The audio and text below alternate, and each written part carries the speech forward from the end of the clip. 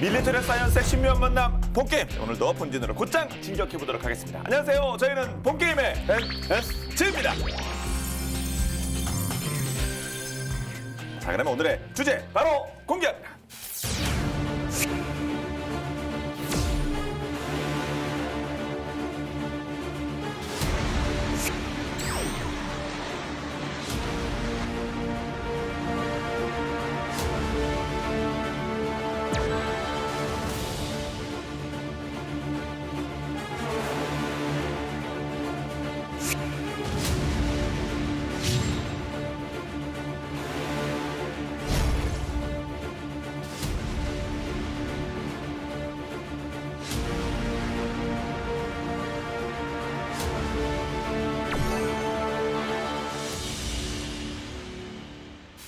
네, 자, 오늘의 주제는 이스라엘을 지켜주는 최후의 방패 아이언돔. 지난번 패트리어트 미사일을 다룰 때 저희가 언급 한번 했는데 아이언돔이 뭐냐 궁금해하시는 분들이 상당히 많이 계십니다. 이게 무슨 뭐 마징가 제트의 기지처럼 이게 보호막이냐, 아니면 이게 뭐 이게 이렇게 건축물이냐. 이렇게 궁금해하시는 분들이 계신데 이게 그냥 무기인 거죠, 무기. 그렇죠. 예. 예. 영화에도 보면은 무슨 뭐 큰 빔으로 해가지고 이렇게 예. 보호막 이렇게 그렇죠. 씌우는 거 있잖아요. 보호막의 체력이 얼마나 되지 않았습니다. 20%밖에 했지만 이제 모르는 거 아니에요, 사실. 예. 근데 그런 건 아니고요.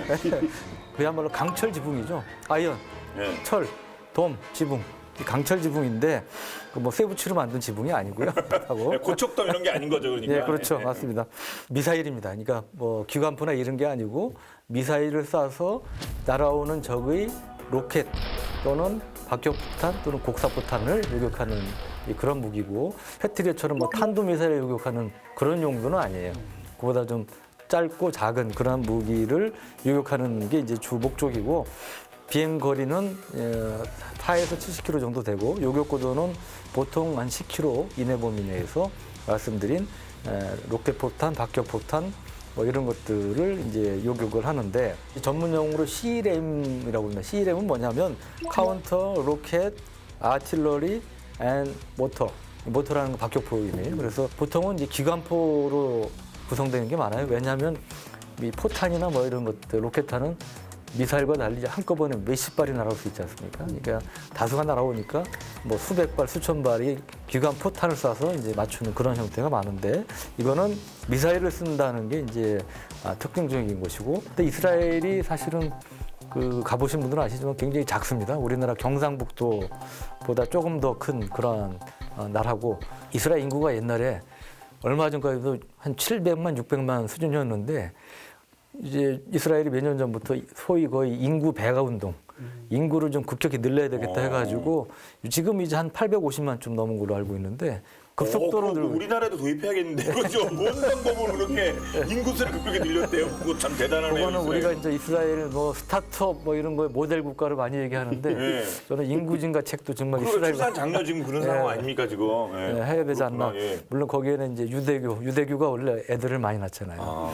뭐 그 영향도 있습니다만, 여간 좁은 면적의 적은 인구를 갖고 있지만 또 사방이 포위된 이러한 특수한 안보 환경을 갖고 있는 이스라엘의 맞춤형 방어 체계가 바로 이제 아이언돔이라고 볼 수 있고요. 이 아이언돔의 핵심은 역시 이제 미사일인데, 타미르라고 불리는 미사일인데 작아요 좀. 길이가 한 3m에 직경은 15cm고 무게가 90kg. 그러니까 뭐 우리 일반적인 대공 미사일 치고도 좀 작은 편이고, 사거리는 아까 말씀드린 4에서 70km 정도가 되고, 탄두가 이제 한 11kg 정도 되는 폭약으로 이제 구성이 돼 있고요. 그리고 아이언돔 1개 포대가 보통 발사대 한 4개에서 6개로 구성이 되는데, 발사대 하나당 미사일이 20발이 들어갑니다.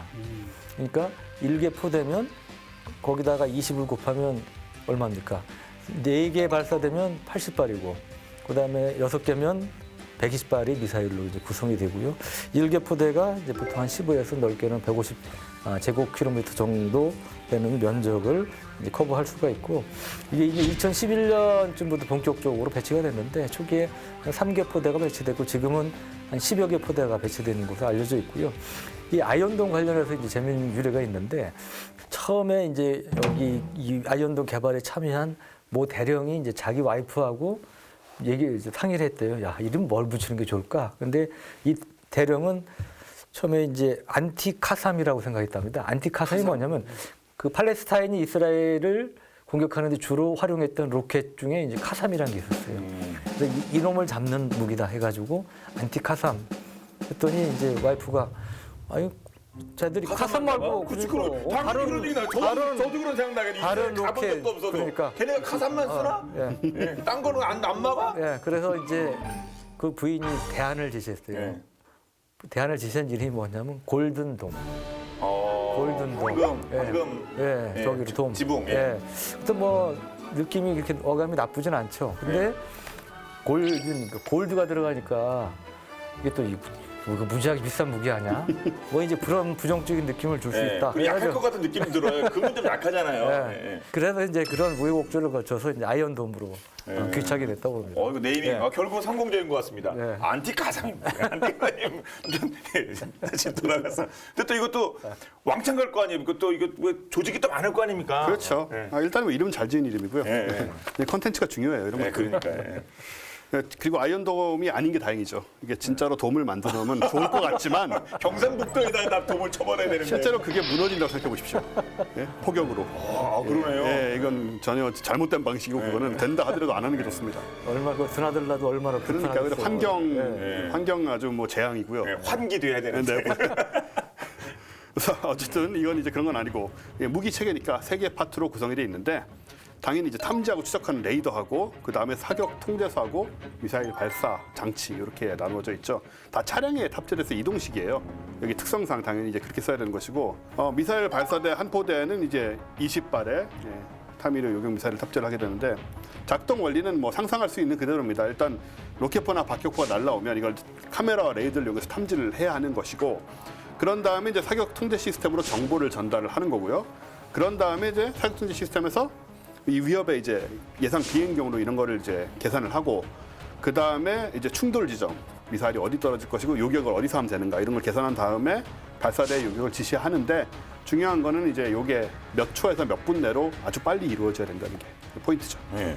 이스라엘 제주에 가보신 분은 유 기자님이 한 분이시거든요. 네. 한 명도 없는데 특히 근데 이 아이언돔의 이 활약을 또 직접 경험도 하셨다면서요. 네.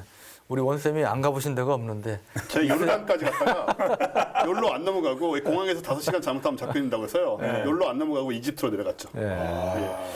제가 어디 다닌 거 관련해서 또 유일하게 좀 큰 소리 아는 척 할 수 있는 게 그래도 있어서 다행입니다. 제일 근처 요르단 가시는 분 저는 그때 요르단. 예, 근데 하여튼 지난 5월 초에 그 이스라엘 취재를 가는데 정말 뜻하지 않게 그 경험을 하게 됐는데 그 당시에 5월 4일부터 5일까지 이제 팔레스타인 무장 세력이 이틀간 이스라엘에 700여 발의 로켓을 쐈어요. 많이 쐈죠. 근데 이 중에 이제 173발이 아이언돔에 격추가 됐어요. 그러면 이제 어떤 분이 의문을 가질 수 있어요. 나머지 그러면 530여 발은 격추 실패한 거 아니냐. 그리고 그거 어디 갔대요? 예, 근데 그건 아니고요. 그러니까 아이언돔이 뭐 뒤에 자세히 얘기하겠지만 무조건 다 격추하는 게 아니고 날아오는 걸 다 계산해서 컴퓨터가 계산해서 인구 밀집 지역이나 떨어졌을 때 위협을 줄 수 있는 사람의 사상자가 생길 수 있는 그런 데 떨어질 거 위주로 요격을 합니다. 그러니까 뭐 무슨 뭐 강에 떨어진다든지 뭐 이런 것들은 아예 그냥 속된 말로 제껴버리는 거죠. 직접적인 이스라엘 국민의 위해를 가할 수 있는 시설에 유해를 가할 수 있는 그런 거 위주로 하다 보니까 173발을 이제 격추했다는 거고 이제 그 중에 30여 발은 요격에 실패한 거예요. 그래서 인구 밀집 지역이나 뭐 이런 데 떨어져서 4명이 이제 사망을 했었고 실제로 제가 그때 어디 가서 이제 브리핑을 받는데 이제 공식 정보가 울려서 대피를 했는데 사람들이 너무나 차분하게 여유 있게 이렇게 대피하는 모습이 참 인상적이었는데 제가 거기를 떠나고 나서 4시간 뒤에 그 근처에 로켓이 한 발 떨어져서 한 분이 돌아가셨어요. 그래서 실제로 이제 이스라엘 사람들이 정말 이걸 피부로 생존의 문제를 느낄 수밖에 없겠구나. 그걸 느꼈고 필사적으로 이제 아이언돔을 개발한 이 이유가 이런 거겠구나. 제가 좀 하여튼 짧은 기간이지만 그걸 느꼈죠. 못 막으면 죽는다. 그 진짜 뭐 실제로 벌어진 일이니까. 사실 그 이스라엘이 뭐 동서남북이 뭐 거의 다 적이고 뭐 하여튼 그 역사적으로 이스라엘 탄생부터 시작해서 참 이게 안타까운 상황이죠. 뭐 그 주위 나라들도 마찬가지겠습니다만. 그렇죠. 이게 1948년 2차전이 끝나고 이제 전 건국을 하게 되는데 그때부터 이제 문제가 생기는 거죠. 원래 유태인들은 오랫동안 이제 방랑을 하면서 살았잖아요. 그러다가 이제 수천 년간 그랬다고 하고 유랑 생활을 끝내고 이제 2차 대전 후에 옛 팔레스타인 땅으로 돌아오기 시작을 하는데 당시에는 이제 그 팔레스타인 주민들인 이제 아랍인들이죠. 팔레스타인 사람들이라고 얘기하는 그 사람들이 또 오랫동안 거기 살고 있었던 것이고 근데 이스라엘이 건국이 되면서 이제 쫓겨나는 신세, 그러니까 밀려나는 신세가 된 거죠. 뭐 완전히 밖으로 나가진 않더라도 유태인들이 돌아와서 이제 자기들 나라를 세운다는 개념이 되어버렸으니까 시온주의 뭐 이런 얘기도 들어보셨을 거고 요거는 이제 사실 열강의 역할이었는데요. 영국이 이제 벨푸어 선언이라는 게 있었는데 그거는 이제 이 땅이 원래 이때 당시 영국 식민지였어요. 영국이 이제 아랍인들한테 아랍 국가를 건설하도록 해주겠다라고 얘기를 해놓고는 1917년에 이제 1차 대전이 전후 상황인데 이스라엘의 독립을 인정하는 벨푸어 선언을 해버립니다. 물론 그 당시에 바로 이어진 건 아니겠지만 그렇게 그래서 이제 이것 때문에 양쪽에 약속을 해버린 상황이 돼버려가지고 이제 분쟁의 씨앗이 제공이 된 거고요.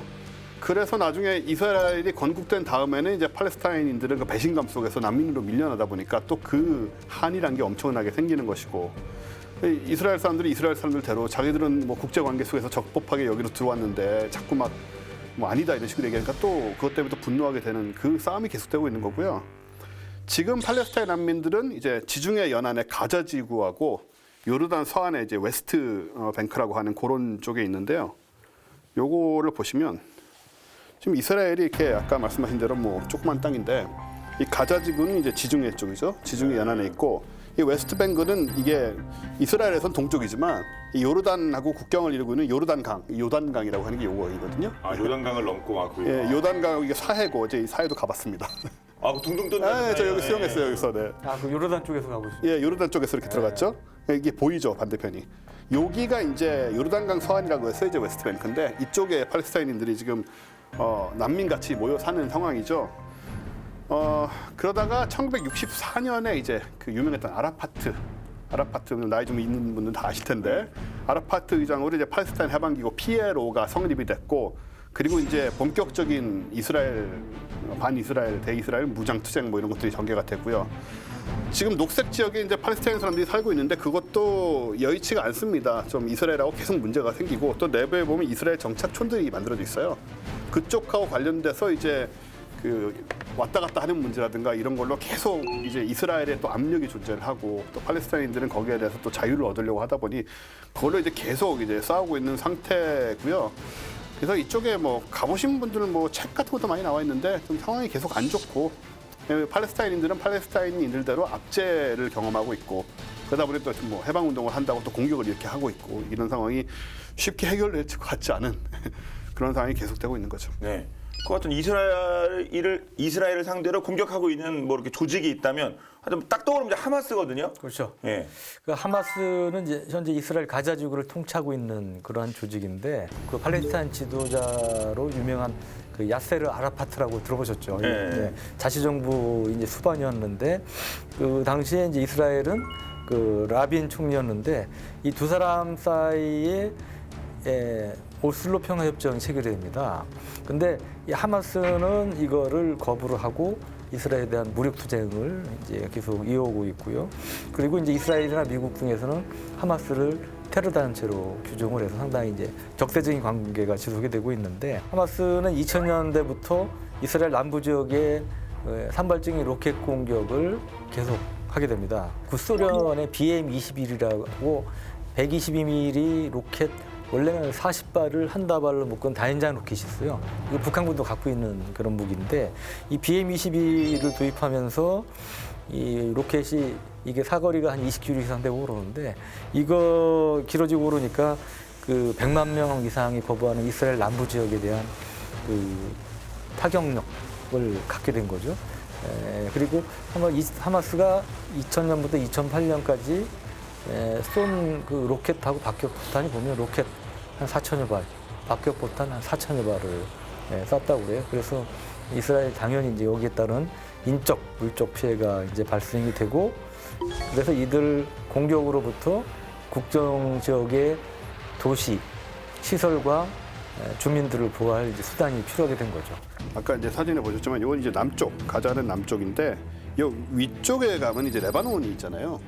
이 레바논을 거점으로 남부 레바논을 거점으로 헤즈볼라라는 이름도 헤즈볼라도 있죠. 이란하고 연계된 단체인데 헤즈볼라가 등장을 하게 됩니다. 그러면서 이제 2006년에 이스라엘 레바논 전쟁이 또 벌어지게 되고, 그러니까 남쪽도 남쪽이지만 이제 북부가 또 위협을 받게 되는 이런 상황들이 이제 생기니까 이 전쟁의 경우에는 헤즈볼라가 당시에 2006년 한 해 동안만 4,000발의 로켓 공격을 하거든요.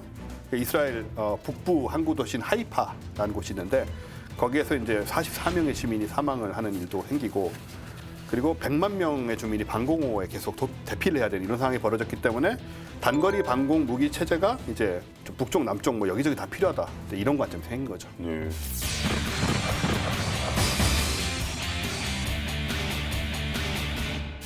근데 이스라엘이 이거 아이언돔 만들 때 이거 정말 하이테크 기술인데 뭐 미군 쪽에 하여튼 뭐 기술 지원이라든가 뭐 이렇게 여러 가지 지원을 많이 받았습니까? 그 원래 이제 미국하고 이스라엘이 그 흔히 유행하는 말로 아삼육이죠, 둘이. 제일 가깝지 않나요? 뭐, 그렇죠. 예. 앞서도 그러니까 뒤에서도 뭐. 사실은 저 이스라엘도 이제 과거에 그랬듯이 미국으로부터 개발비 지원을 받아서 하려고 그랬어요. 그래가지고 2004년에 이제 다니엘 골드 장군이라는 사람이 이스라엘 국방안보 연구개발국 국장에 취임하면서 이제 벌어진 일인데, 미국 이제 개발비 지원을 타내려고 미국에 사절단을 보냈어요. 그런데 미국의 반응이 아주 생각보다 너무 썰렁했던 거예요. 얘들이 그러면 뭐 좀 능력이 있는지 어떤지 봐야 되겠다 해가지고 그걸 점검한 기술자들을 이스라엘에 보냈는데, 이 사람들이 갔다 와서 아유, 쟤들 별 형편없는데 그냥 우리 거 사다 쓰라고 그런 게 좋겠습니다. 이게 미국이 정책 결정자들한테 건의를 한 거예요. 그러다 보니까 미국에서 그때 이제 미국의 그 펠링스라고 20mm 발칸프 있잖아요. 그거를 그 원래는 이제 함정에서 적 대함 미사일 요격용으로 장착을 쓰는데, 이거를 땅 위에 배치해서 그 아까 말씀드린 CRM의 일종으로 개발해서 배치하는 그런 것들이 있었습니다. 펠링스 CIWS라고 그래가지고, 야, 우리 이거 있는데 너네 이거 갖다 써라, 사다 써라. 그랬더니 이스라엘이 자존심이 굉장히 상한 거예요. 우리를 무시해도 이렇게 무시할 수가 있나. 그래가지고 그게 별론가 보죠. 네. 그걸 갖다 쓰라는 얘기를 듣고 무시했다는 생각을 했으니. 펠링스 자체가 이 이스라엘 그 기준에 못 미치는 이제 그런 측면도 있었던 거고요. 그래서 2007년에 이제 미사일 방어 시스템 개발하는 것이 국가 사업으로 격상이 돼서 이제 그때부터 본격적으로 이스라엘 자체 개발이 시작이 됐죠. 그래서 2008년에 이제 개발을 하는데, 여기는 이미 정년퇴직한 할아버지부터 20대 젊은이까지 이제 다양하게 구성이 돼 있고요. 개발비도 10억 달러 이상, 우리 돈에 지금 1조 원 이상이 이제 들었고요. 이 미사일 한 발, 아까 타미르 미사일 뭐 작은 편이라고 그랬지만 이게 우리 돈으로 한 발에 5천만 원 된다고 그래요. 그러니까 그 뭐 10억짜리 토마호크 미사일보다는 싸지만 그래도 비싼 것이고요. 2011년 3월에 이제 최종적으로 완성이 돼서 그 남부 지역의 신도시인 베이르 쉐마에 이제 실전 배치가 됩니다. 네. 근데 다니엘 골드 장군이라고 하셨죠. 예. 이 개발은. 예. 아까 말씀하신 그 대령이 진급해서 골드돔. 이 사람 아니에요. 이거. 네, 골드 자기 이름 붙이려고 했다고 위에서 소리 까인 거 아니에요? 야구는 이름 붙이려고. 예? 아무래도 그 사람 아닙니까 이거? 우리 역시 전혜민 씨 상상력은 아니 어떻게 이름이 골드예요 그게? 근데 골드돔이라 골든돔. 그 사람 같은데 이거 자기 이름 붙이려고? 이상한데. 그래서 만들었는데 성과는 분명히 났죠. 성과는. 그거가 났죠. 예. 그것도 실전 배치 한 달 만에 아주 화려한 신고식을 하게 되는데, 2011년 4월 7일에 이제 그 아슈켈론 시내로 날아온 그라드 로켓 한 발을 요격하는데 성공해서 신고식을 하고요. 그 다음에 다음 날 또 4발의 로켓이 날아왔는데 이 아이언돔 시스템이 전부 다 요격을 했고, 이 두 번의 성공적인 요격으로 이제 성능이 검증됐다라고 관점이 잡혔고, 그래서 이스라엘 방위군 방공단이 이제 포대 증설을 결정을 하게 됩니다. 그런 다음에 아이언돔 성능이 본격적으로 시험되어 오는 것은 이제 2012년인 그 다음 해 3월부터인데, 가자 지구로부터 3월 9일 하루 동안에만 로켓 300발이 이스라엘로 날아오게 되죠. 그 중에 177발이 이제 이스라엘 국경 너머에 착탄을 하게 되고, 나머지는 제대로 안 날아온 거죠. 네. 여기에 대해서 이제 핵심 지역 중심으로 이제 방어하고 있던 아이언돔이 총 71번의 요격을 실시를 하고, 그 중에 56회를 성공을 하게 됩니다. 그리고 그해 말인 2012년 11월부터 벌어진 가자 겨울 전쟁이 있는데, 아이언돔이 총 421회의 로켓 공격을 성공적으로 요격을 해서 CNN 추산에 따르면 이 아이언돔의 요격 성공률이 85%에 달한다라고 할 정도로 인정을 받았죠. 네. 2014년 7월 또 다시 아이언돔이 본격적으로 이제 활약을 하는데 그때 이제 공식 명칭은 프로텍티브 엣지라는 이런 작전이었고 이제 가자 아까 겨울 전쟁이라고 했잖아요. 이건 가자 여름 전쟁으로 불렸는데요. 2014년 6월 12일에 3명의 이스라엘 청년이 서한 지역으로 납치가 된 뒤에 살해당하는 사건이 발생하는데요. 근데 이에 대한 보복으로 아랍계 청소년 1명이 헤브론에서 이제 살해당하면서 이제 아랍권이 대규모 시위가 발생합니다. 결국 이제 충돌하게 되는데 이때 또 이제 하마스가 로켓 공격을 하죠. 이에 대한 보복으로 이스라엘 공군이 또 전투기로 하마스 거점을 이제 폭격을 하고요. 그래서 이제 7월부터 본격적인 이제 전쟁에 들어갔는데 약 50일 동안의 전쟁 기간 중에 4,594발의 로켓이 이스라엘로 발사가 됐고요. 근데 이때 아이언돔 방어율이 아까 84% 말씀하셨잖아요. 그거보다 좀 높은 이제 90% 정도의 그 요격률을 보였다는데 총 735발을 요격하면서 약 70발에 대해서만 요격에 실패했다고 합니다. 그 정도 미국이 처음에는 사실 니네가 만들어봤자 뭐 만들겠어 하면서 무슨 무시를 했잖아요. 네. 니네라면 이거 부러울 만도 하겠는데 이거 어떻게 그렇죠. 만들었는지 갖고도 싶겠는데요. 2009년에 첫 요격 시험 때부터 요격 시험에 성공하면서 미국이 좀 관심 가졌고 이때 마침 또 오바마 대통령이 이제 그 이후 뒤에 취임을 하는데 오바마 대통령이 이스라엘 아이언돔 개발 지원에 긍정적이었어요. 그래서 이제 그런 영향도 있어서 미국의 그 개발비 지원을 받게 되는데 2010년에 2억 500만 달러를 이제 미국이 투자를 하고요. 그 뒤에 이제 지금까지 개발 및 양산 비용을 정도의 차이는 있지만 계속 이제 투자를 하고 있고 최근인 2018년 3월에는 7억 500만 달러까지 그 예산을 승인을 했다고 그럽니다. 그리고 이제는 미국의 그 미사일 만드는 대표적인 회사에 레이시온사라고 있는데 이 레이시온사가 2014년부터 아이언돔 생산에 참여를 하고 있어요. 그래서 이제 그런 그 미국 내 하청업체들하고 같이 타미르 미사일 생산에 참여를 하고 있다고 합니다. 네. 아이언돔 이게 이름이 안티가삼으로 불릴 수 있었을 만큼 가삼. 그리고 안티가삼 하마스가 쏜다는 그 안티가삼이 뭡니까 도대체? 이게 가삼이에요, 여기. 예, 가삼 까맣다. 가삼 로켓. 사람이 아니 사람이 아니고 이 로켓이 가삼 로켓인데 이게 별명이 뭐냐면요. RPG-7의 별명이 그러게 RPG가 조금 미사일처럼 생긴 것 같은데. 이게 뭐 진짜. 굉장히 좀 RPG를 키워서 예, 그러니까요. 단순한 분위기도 좀 느껴지고 RPG-7 별명이 알라의 요술봉이거든요. 요거는 알라의 크레용이랍니다. 근데 딱 보시면 왠지 알 수 있습니다. 끝에 까면 그러네요. 딱 크레용 같이 생겼죠. 그렇죠. 수제로 만드는 무기예요. 근데 돈도 수제요? 없고 이러다 보니까 이건 뭘로 만들었느냐? 화학 비료로 쓰는 질산 칼륨. 우리 저 옛날에 학교 다닐 때 들어본. 그리고 이제 백종원 씨가 좋아하는 설탕. 이런 것들의 화학 작용을 통해서 이렇게 움직일 수 있도록 그렇게 만들었어요. 그럼 이거 진짜 이거 상당히 위험한 거 아닙니까? 그런 우리 생활에 쓰는 걸 갖고 만들 수 있으면 설탕과 이거 비료는 이게 어디나 다 있는 거 아닙니까? 그렇죠. 그러니까 만들 수가 있는 것이고 이제 화학 작용도 이제 잘 활용하게 되면 굉장히 강력한 힘을 내는 경우가 많기 때문에 영화에도 나오지만 이 사제 폭발물이라는 게 아까 말씀드린 그런 재료로 만드는 얼마든지 경우가 만들 수 나오죠. 있죠. 밀가루 같은 것도 다 폭발하게 만들 수 있고요. 진짜 영화 만들다 본인들이 터지는 경우도 많이 나와요. 이렇게 막 손 이렇게 막 상처 입은 사람 나오고. 근데 이제 그런 식으로 만들다 보니까 제작 비용이 얼마냐? 80만 원 하나에. 아까 80만 원이요? 아까 5천만 원 뭐 그랬잖아요. 네. 이건 80만 원. 그리고 사거리는 짧은 것이 5km, 긴 것이 20km까지도 가요. 놀라운데요. 가성비가 80만 원짜리. 엄청나죠. 네. 예.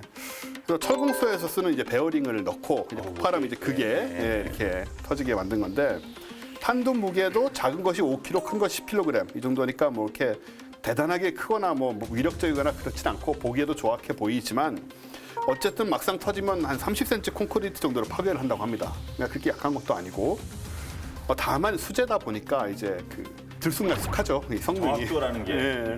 추진력도 약하고 비행 속도도 느리고 그리고 뭐 정확하지도 않고 그리고 동체하고 꼬리 날개는 망치로 두들겨서 만드는 거거든요. 예, 뭐 미사일 그 망치로요? 이거 수제. 도움도 안 될 텐데. 말 그대로 수제. 이거 진짜 그거를 때려요 망치로? 예, 이걸 때려가지고 만드는데 요걸 이제 그러니까 제대로 못 만들어서 방향이 엉뚱한 데로 가거나 이런 경우도 있지만 그럼에도 불구하고 이 엄청난 가성비를 통해서 사실은 뭐 굉장히 많이 만들어서 사용하는 무기죠. 네. 이 팔레스타인이나 아니면 시리아 내전에서도 그런데 우리 제 사이트에도 이제 올라오고 그랬는데 봉고 트럭 있지 않습니까? 봉고 트럭이 이제 중동 지역에 수출된 것들이 있는데 봉고 트럭이 다연장 로켓 발사기로도 사용이 돼요. 그 뒤에다가 로켓을 실어가지고 우리 천무나 아니면 옛날 우리 쓰던 구룡이라든지 뭐 그런 것처럼 그보다 작은 거지만 다연장 로켓 발사기로 쓰고 그러니까 이가 없으면 잇몸으로 한다 이거죠. 어디로 날아갈지 모른다는 게 상당히 앞으로만 한 방으로만 날아가면 되는 거 아닙니까? 사실 얘네들이 이 정확도 면에서는 네. 군사적으로 별 위협이 안 되는 거지만 일반 국민들, 시민들을 대상으로 한다. 도시를 목표로 한다면 그러게. 어디에 떨어질지. 그 자체가 위협이죠. 어디로 떨어질지 모르니까. 예, 그러니까 그런 점에 심리적인 공포를 줄 수 있다는 거 이제 그런 것도 상당히 이제 큰 것이죠. 그리고 근데 이제 뭐 가성비 뭐 따지긴 좀 뭐하지만 아까 이제 미사일 가격하고 비교해 보면 tan일 한 발에 뭐 5, 6천만 원 한다고 그랬는데 80만 원대 5천만 원. 5, 6천만 원이니까 그 하마스 입장에서는 이 뭐 속된 표현으로 남는 장사를 하는 거죠. 자, 그럼 이 가삼 말고 또 이스라엘 위협적인 무기는 또 예, 뭐가 있을까요? 당연히 이제 이것만 가지고는 할 수가 없으니까 좀 제대로 된 것들도 있고요. 파즈르 5라고 요건 이제 이란에서 들어온 로켓인데 구경이 333mm니까 30cm가 좀 넘죠. 그다음 사거리가 75km, 탄도 중량 175kg. 그러니까 아까 가삼하고 전혀 다른 이건 진짜 무기죠, 진짜 무기. 예. 제대로 이제 공장에서 나온 무기이고요. 근데 예루살렘까지 사정권에 줄 수 있는 강력한 무기인데 하마스한테는 아주 획기적인 무기였어요. 하마스가 좀 이렇게 영세하다 보니까. 그래서 이스라엘이 파즈르 5가 사실은 하마스 손에 못 들어가도록 사실 손에 피까지 묻히면서 막으려고 했었습니다. 2010년 2월에 두바이, 저 아랍에미리트 두바이 한 호텔에서 살인 사건이 발생하게 되는데요. 피해자는 팔레스타인의 하마스 간부급 인사인 마후무드 알마부라는 사람인데 이 사람이 호텔 객실에서 전기 충격을 당하고 목이 졸려서 살해가 되는 그런 참극이 벌어집니다. 그래서 이제 어떻게 된 건가 하고 봤더니 범인이 이스라엘 정보기관인 그 유명한 모사드, 뭐 참 추리 소설에도 많이 나오는데요. 모사드 산하에 전문 암살 조직이 있습니다. 이 키돈이라는 암살 조직의 소속의 여성 요원이었어요. 그래서 알마부가 당시에 이란에서 이제 파즈르 5 로켓을 구입을 하려고 입국을 그쪽으로 이제 가고 있는 상황이었는데 거기서 이제 뭐 미팅을 하고 이러려고 했겠죠. 근데 이스라엘이 이걸 못하게 하려고 살해를 한 겁니다. 그 정도의 작전이 펼쳐질 정도로 좀 위험한 무기고 그 외에 결국 들어왔고 그 외에도 역시나 뭐 이란으로부터 공급받은 것으로 추정되는 사거리 120km의 시리아제 M302 로켓도 있고 그리고 사거리 75km의 M75 로켓도 있고 이건 사실은 다 파즈르 5의 변종으로 지금 쓰이고 있죠. 이스라엘이 팔레스타인 위협에 대응하는 전략은 이제 아주 크게 보면 이제 두 가지로 볼 수 있는데 하나는 이제 아이언돔과 같은 방어 체계, 또 하나는 이제 철저한 응징 보복입니다. 그러니까 아이언돔으로 일부 막으면서 이스라엘 공군 전투기들이 팔레스타인 지역에 보복 폭격을 했다고 그러잖아요. 그러니까 그런 이 공군력을 동원한 폭격도 있고 또 하나가 이제 핵심 관계자들에 대한 그 모사드를 동원한 암살. 이것도 이제 중요한 수단 중에 하나죠. 그러니까 사실은 이 암살이라는 게 상대방한테 상당한 공포심을 줄 수가 있죠. 그러니까 거기 뭐 테러리스트는 물론이고 무기 개발 책임자도 이제 암살의 대상이 되고 실제로 그런 적이 여러 번 있었습니다. 네.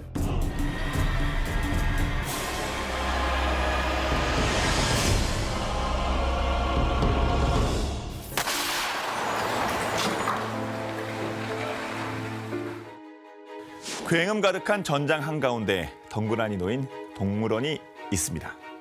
생기 넘치는 동물원을 생각하셨다면 안타깝지만 그런 생각은 잠시 넣어두어. 반복되는 유혈 충돌로 폐허가 되어버린 동물원과 영문도 모른 채 전쟁이 빚은 참사에 방치되고만 동물들.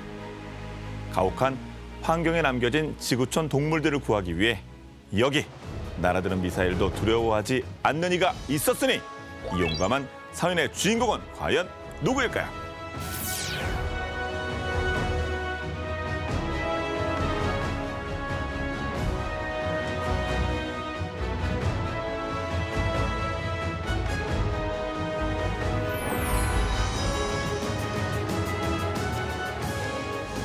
이 사람의 이름은 아미르 칼릴, 이집트 출신의 수의사였습니다.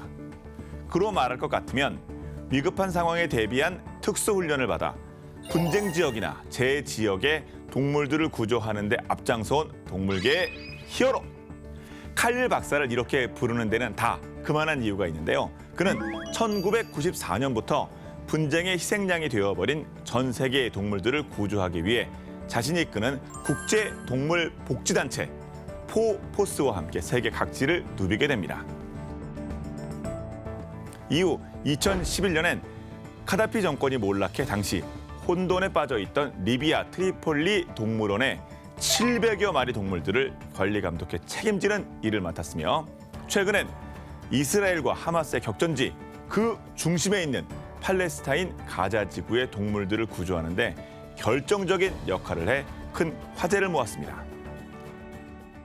가자 지구는 특히 세계인의 관심이 쏠렸던 곳이기도 한데요. 이스라엘이 팔레스타인에 가한 7주간의 맹공은 170만 가자 지구 주민들의 명소였던 칸 요나스 동물원을 폐허로 만들기 충분했습니다. 우리의 갇힌 녀석들은 도망도 가지 못한 채 전쟁의 화살을 온몸으로 받아내야 했죠.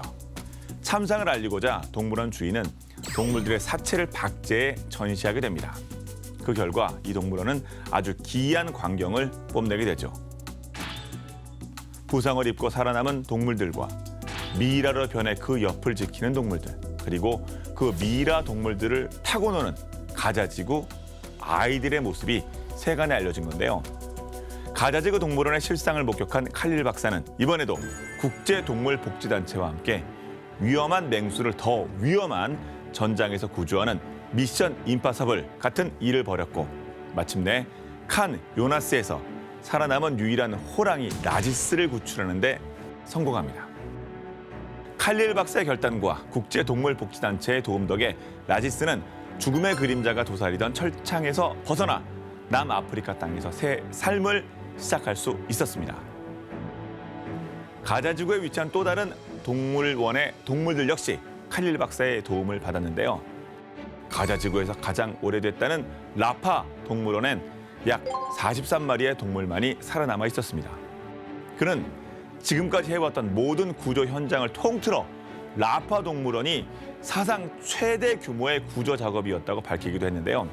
다행히도 출입이 통제된 이스라엘과 팔레스타인 양측의 협조를 구해 재빨리 동물들을 구조할 수 있었죠. 하지만 동물들을 구조하는 일이 매번 순탄치만은 않았는데요. 과거에 그는 이런 일도 있었다고 합니다.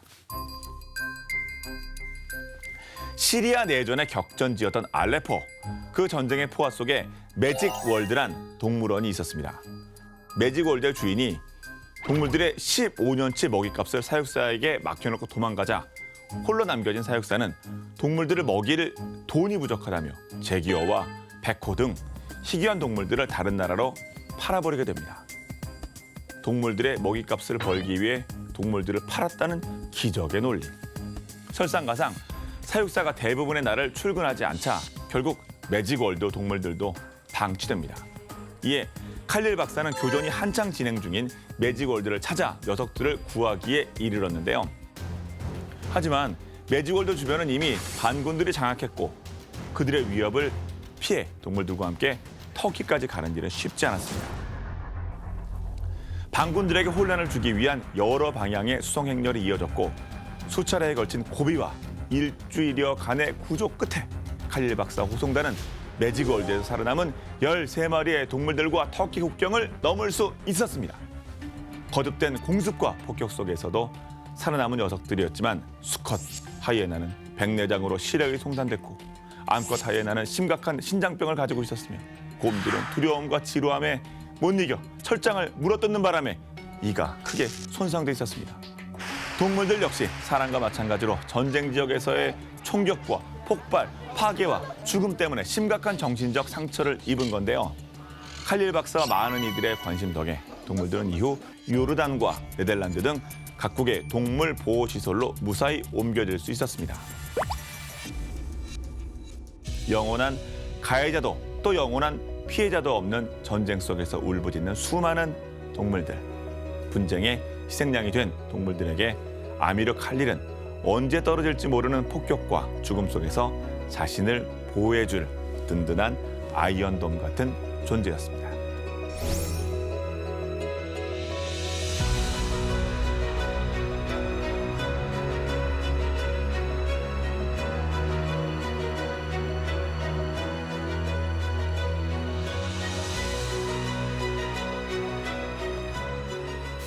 아까 그 가삼 같은 경우에는 어디로 날아갈지도 모르는데 그걸 또 요격하는 또 아이언돔 정말 대단합니다. 그 뭐 비결은 뭐가 있을까요?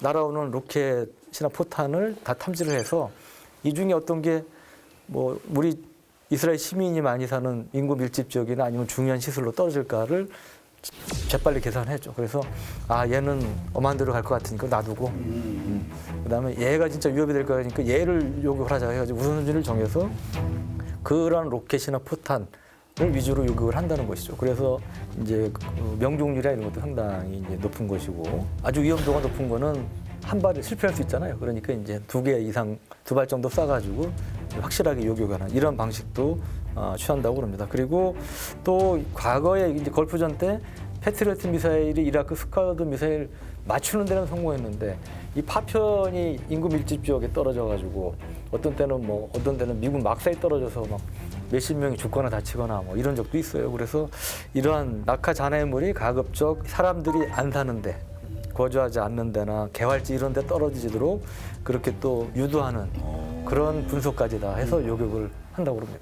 우리 뭐 레이더 얘기 여러 번 했지만요. 옛날식으로 영화에 나오듯이 이렇게 동그랗게 돼가지고 한 번씩 삑 이런 레이더는 이제 회전하는 거잖아요, 레이더가. 그래서 레이더가 회전할 때 아니면 여기 안 보이는 그쪽을 향하지 않으면 그런 게 이제 우리가 화면상에서 많이 보던 그런 레이더인데 이런 경우는 이제 그걸 쓰게 되면 수십 개의 로켓이 날아오는 데가 파악이 불가능하니까 고정된 상태에서 회전식이 아니고 기계식으로 이제 빔을 주사하는 소위 그 위상 배열 레이더라고 여러 번 얘기가 나왔었죠. 이 안테나 내부에 수많은 소자가 개별적인 하나하나의 레이더 역할을 하는 거고요. 그러니까 소자가 많을수록 이제 굉장히 많은 것을 탐지할 수 있는 그런 시스템인데 모든 방향으로 목표물을 탐지 추적을 하게 되고 동시에 여러 개의 목표물 추적도 가능하고 또 이 빔의 방향을 순간적으로 바꿀 수도 있고요. 그래서 이제 이런 작은 안테나 군으로부터 얻어진 전파 정보를 개별적으로 혹은 일괄로 처리를 해가지고 하나로 이루어진 기존의 레이더보다는 훨씬 많은 목표물을 추적할 수 있는, 탐지할 수 있는 이런 시스템이 갖춰져 있습니다. 아이언돔 체계의 소위 이제 미니 이지스 레이더라고 할 수 있는 그 이지스 함이 또 이런 걸로 유명하잖아요. 네. 이런 능력으로. 그래서 눈에 보이지 않는 조그만 물질을 식별할 수가 있고 또 목표물에 대한 신호를 바로 표적 재원으로 변환을 해서 신속하게 요격을 할 수 있는 이런 거를 담당하고 있죠. 네.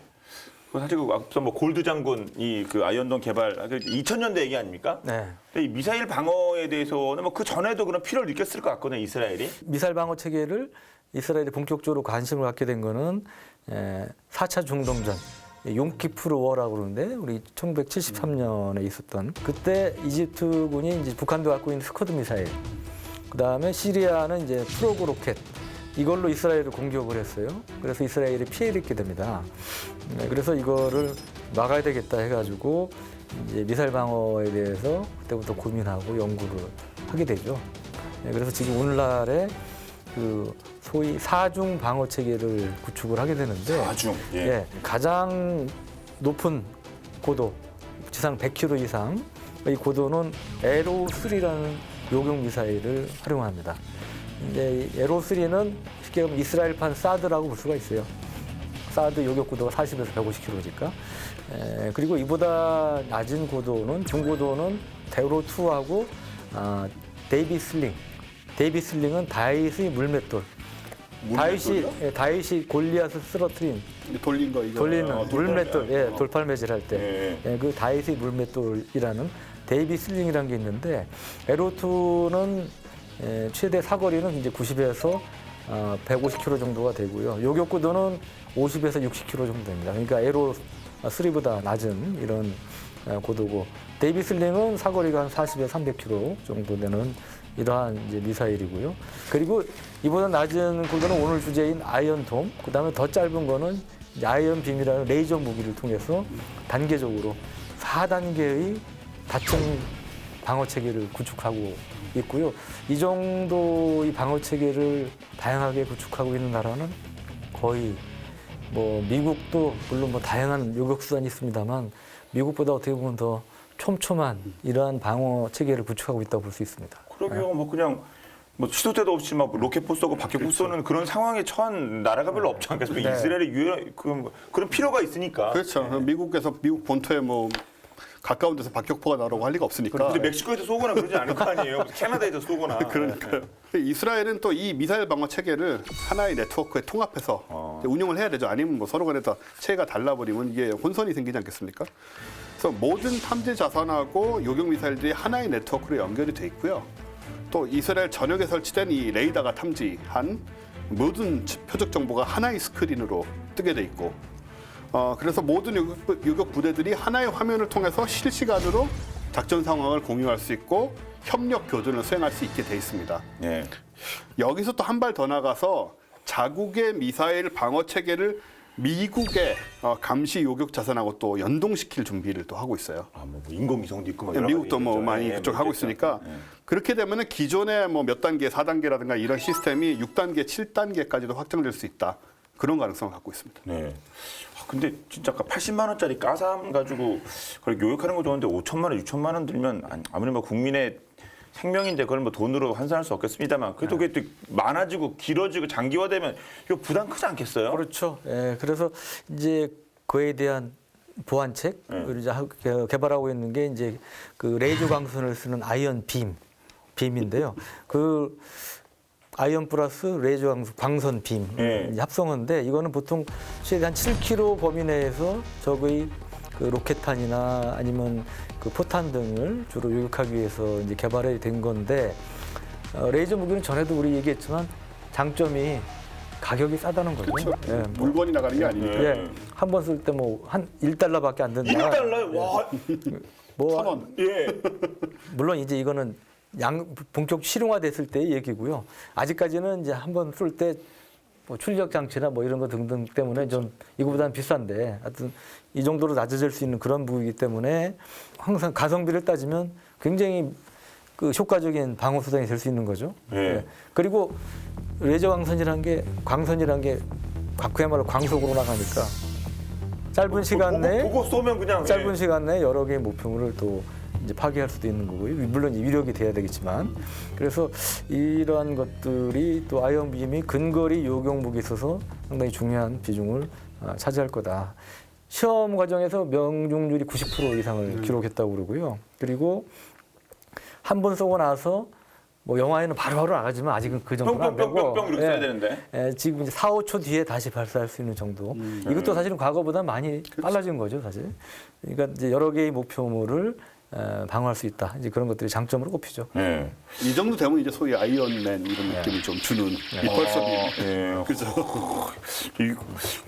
아니 사실 뭐 출력이 약하다 그런 얘기 많이 들었잖아요 저희가요. 뭐 현재 레이저 무기 수준은 그런데 그게 개발이 되면 정말 엄청나군요. 우리한테도 필요한 거 아닙니까, 아이언도? 그러니까 사실은 북한에 우리 전에 다뤘지만 북한반 이스칸데르라고 불리는 그쵸, 신형 예. 미사일이 있지만 또 북한이 지난 5월 이후에 시험한 신종 4개 무기 중에 2개는 북한이 방사포는 로켓이거든요. 다연장 로켓, 은밀하게. 근데 뭐 거의 미사일과 비슷한 로켓이에요. 근데 여하간 다연장 로켓이기 때문에 한 번에 여러 발, 뭐 수십 발까지 쏠 수 있는 거죠. 그래서 이제 상당히 요격이 더 어려운 그런 문제고 지금 또 예를 들어 북한 스커드 미사일에 대해서 패트리어트나 뭐 이런 요격 수단이 있지만 방사포나 장사정포에 대해서는 요격 수단이 없어요. 우리도 없고 주한미군도 없고 수도권 위협하는 북한 장사정포가 한 340문 정도 된다고 그러고 국방장관이 국회에서 몇 년 전에 얘기하신 바에 따르면 한 시간에 최대 뭐 10,000발 정도의 포격을 할 수 있다고 얘기를 하니까 물론 그거는 워스트 케이스죠. 최악의 경우 이제 그런 건데 여하간 안에 이제 그런 데 대한 요격 수단은 없단 말이죠. 그래서 이러한 이제 로켓탄, 포탄에 대한 그 방어 수단도 우리에게 필요한 것이 아니냐. 이제 그런 필요성이 제기되고 저도 뭐 어떤 이제 그런 그 군사 전문 기자 입장에서 볼 때는 그 한국형 아이언돔 체계가 필요하지 않나. 이 아이언돔이라는 게 그러니까 이스라엘 똑같을 필요는 없습니다. 그러니까 우리 안보 환경에 맞는 그러한 아이언돔과 비슷한 이러한 방어 체계 그러니까 북한 장사정포 위협, 그다음에 신형 방사포를 요격할 수 있는 이런 것들이 필요하지 않나 싶고 실제로 이런 것을 좀 개발하겠다는 그런 계획을 국방부에서 발표한 적이 있습니다. 근데 이거는 아이언돔은 미사일로 구성돼 있잖아요.